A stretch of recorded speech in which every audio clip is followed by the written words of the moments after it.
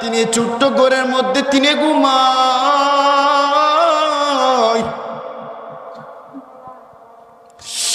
এই যে মাত্র পাতলা হিনে কাফনে কাপড় দিয়া তিনার শরীরটাকে আবৃত কইরা যে আমরা মাটির মধ্যে শোয়াইয়া দিলাম, আর আমি আপনি যে লেপ এবং তোষকের মধ্যে ঘুমাইয়া রইলাম, কত আরামে আমরা ঘুমাইয়া রইছি। আমার মা যে মাটির মধ্যে আমার মাকে আমি দাফন করলাম, মাটিটাতে হাত দিয়া দেখেন না কত ঠান্ডা।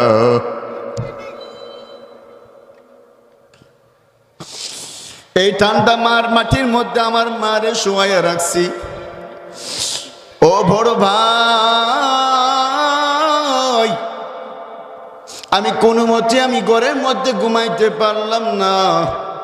বারবার আমার ঘুম ভেঙে যায়, না জানে আমার মা কবরের মধ্যে কোন হালতে পড়ে আছে। যেহেতু আমি জানি না আমার মার ব্যাপারে কি ফাইসালা করেছেন, আল্লাহ জান্নাতের ফাইসালা করছেন নাকি জাহান্নামের ফাইসালা করেছেন, এই জন্য বারবার বারবার আমি চিন্তিত অবস্থায় আমি তখন ঘরের মধ্যে খালি ছটফট করতেছিলাম। কখনো এপাশ হচ্ছি, কখনো ওপাশ হচ্ছি। এই ছোট্ট সবে মাত্র হাফেজে কোরআনের কান্নার শুনে, তার কথাগুলো শুনে এলাকাবাসীরা সম্পূর্ণ ভেঙ্গে পড়ল।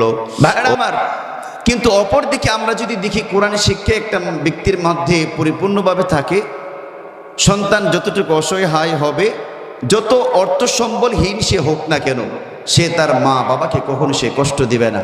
কারণ কোরআনের মধ্যে আমার আল্লাহ পাক রব্বুল আলামিন বলছেন, আল্লাহ পাক বলছেন ওয়াকফিদ লাহুমা জানাহাদ-দুল্লি মিনার রাহমাহ ওয়া কুর রাব্বিরহামহুমা কামা রাব্বায়ানি সগীরা।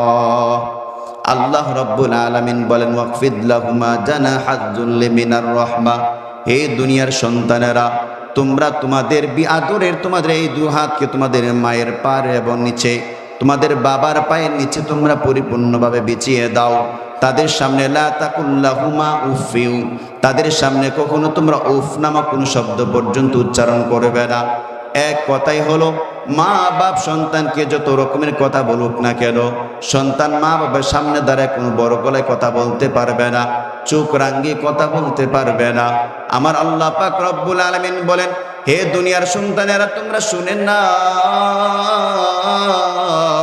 আমি আল্লাহর কথা মতো যদি তোমরা দুনিয়ার জিন্দেগিতে যদি চলতে চাও, আখিরাতের জিন্দেগিতে তোমরা যদি শান্তি চাও, তাহলে দুনিয়াতে আমি আল্লাহ রাব্বুল আলামিনের পরে, ইবাদতের পরে তোমার কাছে আমি আল্লাহ সবচেয়ে দামি বানিয়ে দিলাম তোমার মা এবং